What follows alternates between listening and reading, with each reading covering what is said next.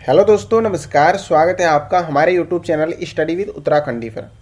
दोस्तों, आज की इस वीडियो में हम इंडियन जीएस के कुछ इंपॉर्टेंट प्रीवियस ईयर के एमसीक्यूज कवर करेंगे जो आपके आगामी एग्जाम फॉरेस्ट गार्ड के लिए काफ़ी ज़्यादा इंपॉर्टेंट और हेल्पफुल होने वाले हैं। तो दोस्तों, वीडियो में अंत तक बने रहना और वीडियो को लाइक और चैनल को सब्सक्राइब जरूर करना। तो चलो दोस्तों, बिना किसी देरी के वीडियो की शुरुआत करते हैं। हमारा आज का पहला क्वेश्चन है, पानीपत की तीसरी लड़ाई कब हुई थी? ठीक है, तो दोस्तों 1761 ईस्वी में हुई थी पानीपत की तीसरी लड़ाई।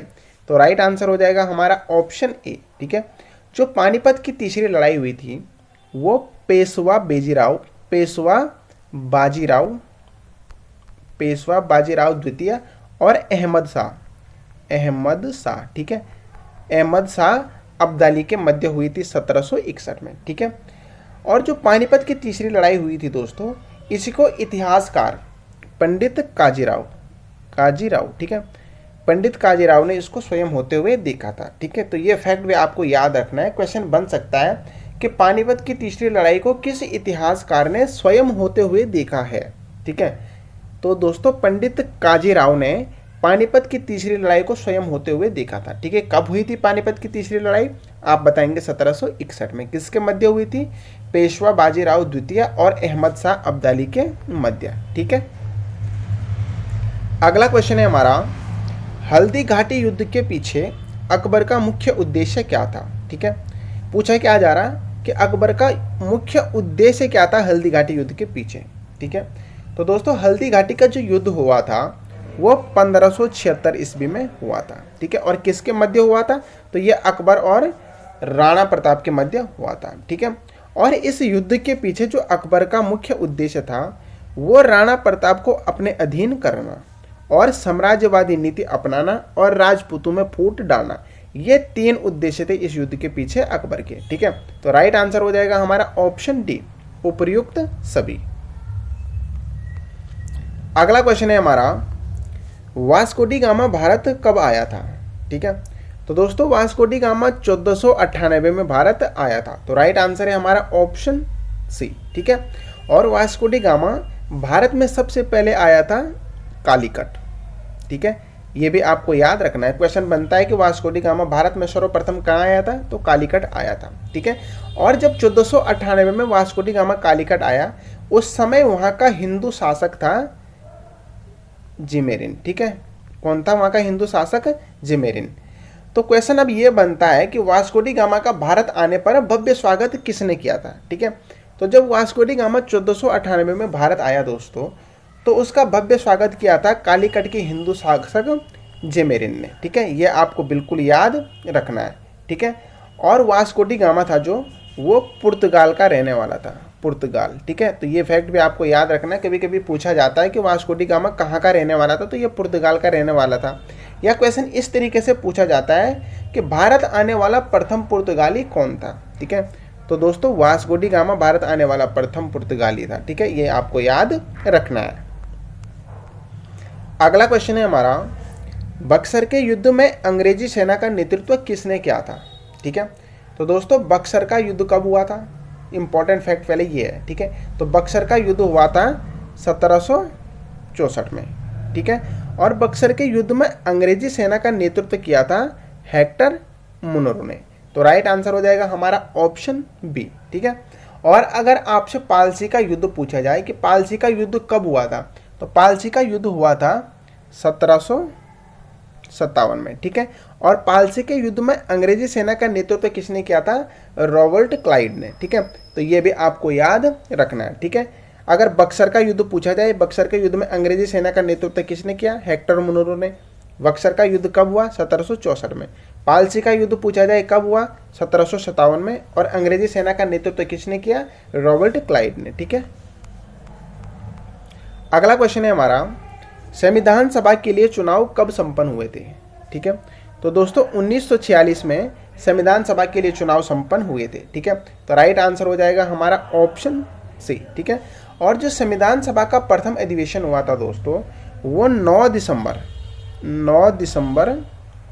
19 1946 को हुआ था। ये भी आपको याद रखना है, ठीक है। क्वेश्चन बनता है कि संविधान सभा का प्रथम अधिवेशन कब हुआ था, तो 9 दिसंबर 1946 को हुआ था, ठीक है।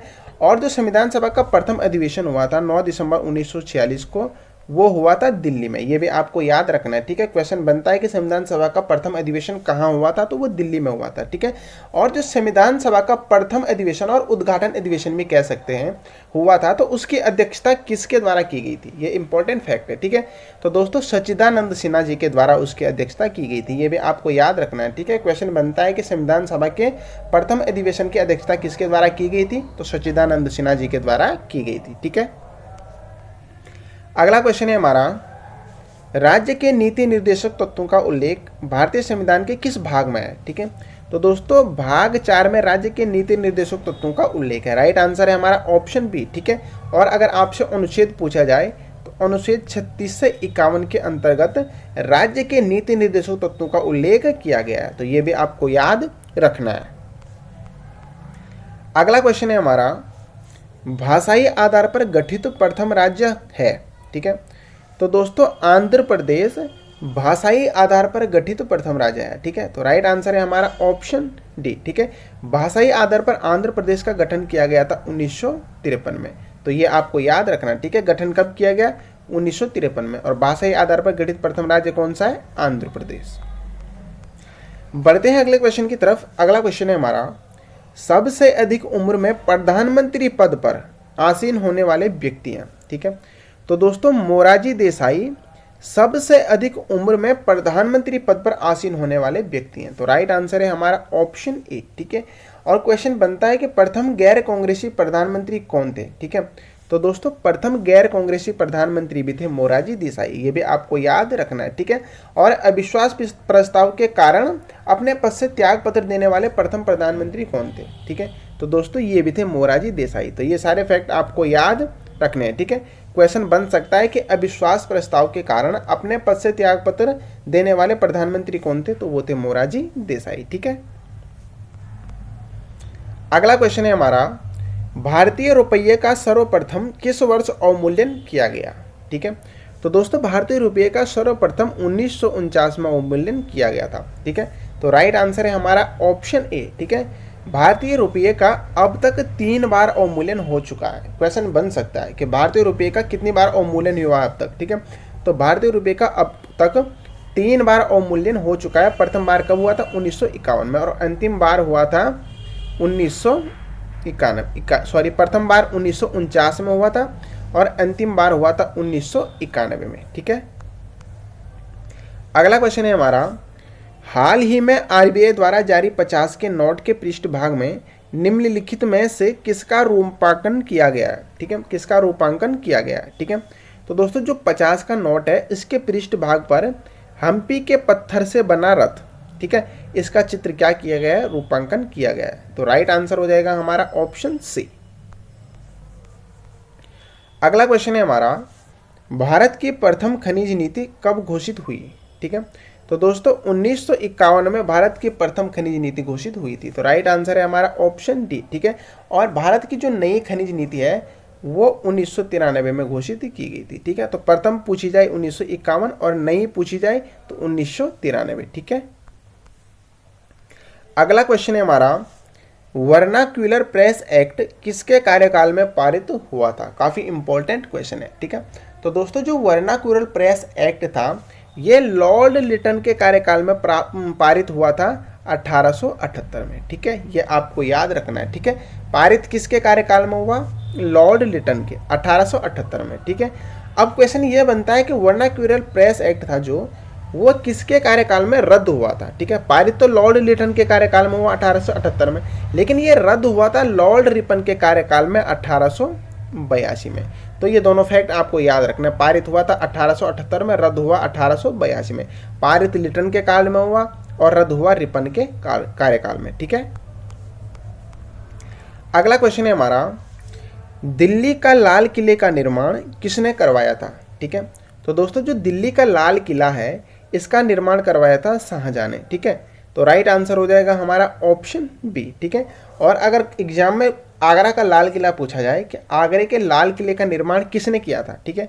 तो आगरे के लाल किले का निर्माण किया था अकबर ने, ठीक है, ये भी आपको याद रखना है। दिल्ली का पूछा जाए तो शाहजहां और आगरा का पूछा जाए तो अकबर, ठीक है। अगला क्वेश्चन है हमारा, संघ लोक सेवा आयोग का गठन संविधान के किस अनुच्छेद के तहत किया जाता है, ठीक है। तो दोस्तों अनुच्छेद 315 के तहत संघ लोक सेवा आयोग का गठन किया जाता है। तो राइट आंसर है हमारा ऑप्शन डी। अगला क्वेश्चन है हमारा, तुगलक वंश का तीसरा शासक कौन था, ठीक है। तो दोस्तों फिरोज तुगलक वंश का क्या था, तीसरा शासक था, ठीक है। तो राइट आंसर है हमारा ऑप्शन सी, ठीक है। अब यहाँ से क्वेश्चन ये बनता है कि ब्राह्मणों पर जजिया कर लगाने वाला दिल्ली सल्तनत का प्रथम शासक कौन था, ठीक है। तो दोस्तों ये था फिरोज तुगलक, ठीक है। ये भी आपको याद रखना, क्वेश्चन बन सकता है कि ब्राह्मणों पर जजिया कर लगाने वाला दिल्ली सल्तनत का प्रथम शासक कौन था, वो फिरोज तुगलक था, ठीक है। और किसानों पर सिंचाई कर लगाने वाला प्रथम शासक भी फिरोज तुगलक था। तो ये भी आपको याद रखना है, ठीक है। क्वेश्चन बन सकता है कि किसानों पर सिंचाई कर लगाने वाला प्रथम शासक कौन था, फिरोज तुगलक, ठीक है। और ब्राह्मणों पर जजिया कर लगाने वाला शासक भी यही था, फिरोज तुगलक, ठीक है। अगला क्वेश्चन है हमारा, जर्मनी के किस शासक ने आत्महत्या की थी। काफी ज्यादा इंपॉर्टेंट क्वेश्चन है, ठीक है। तो दोस्तों जर्मनी का जो तानाशाह शासक था हिटलर, ठीक है, तो इसने क्या करी थी, आत्महत्या करी थी। तो राइट आंसर है हमारा ऑप्शन ए, ठीक है। क्वेश्चन बनता है कि जर्मनी का तानाशाह शासक किसे कहा जाता था। तो दोस्तों हिटलर को ही जर्मनी का तानाशाह शासक भी कहा जाता था, ठीक है। और हिटलर ने दोस्तों आत्महत्या करी थी 30 अप्रैल, ठीक है, 30 अप्रैल 1945 को। ये आप याद रखना डेट, ठीक है, कि हिटलर ने आत्महत्या कब की थी, 30 अप्रैल 1945 को, ठीक है। अब देखिए हिटलर जर्मनी का शासक बना था 1933 में, ठीक है, 1933 में। और 1933 से लेकर 1945 तक क्या किया इसने, कार्यकाल किया, ठीक है। क्वेश्चन बनता है कि हिटलर जर्मनी का शासक कब बना था, तो 1933 में बना था, ठीक है। 33 से 45 तक इसने शासन किया और 45 में ही 30 अप्रैल 1945 को इसने क्या कर दी थी, आत्महत्या कर दी थी, ठीक है। अगला क्वेश्चन है हमारा, विजयनगर साम्राज्य की स्थापना कब हुई थी, ठीक है।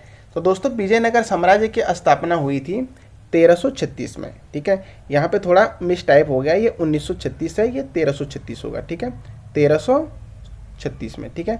तो विजयनगर साम्राज्य की स्थापना हुई थी 1336 में, ठीक है। और जो विजयनगर साम्राज्य की स्थापना की गई थी वो हरिहर और बुक्का नामक दो भाइयों के द्वारा की गई थी, ठीक है। तो ये भी आप याद रखेंगे। क्वेश्चन बनता है कि विजयनगर साम्राज्य की स्थापना किसके द्वारा की गई थी, ठीक है। तो हरिहर और बुक्का नामक दो भाइयों के द्वारा की गई थी 1336 ईस्वी में, ठीक है। अगला क्वेश्चन है हमारा, एलोरा की गुफा किस राज्य में स्थित है, ठीक है। तो दोस्तों जो एलोरा की गुफा है वो है महाराष्ट्र में, ठीक है। तो राइट आंसर हो जाएगा हमारा ऑप्शन सी। अगला क्वेश्चन है हमारा, भारत में अंग्रेजी शिक्षा का जन्मदाता किसे कहा जाता है, ठीक है।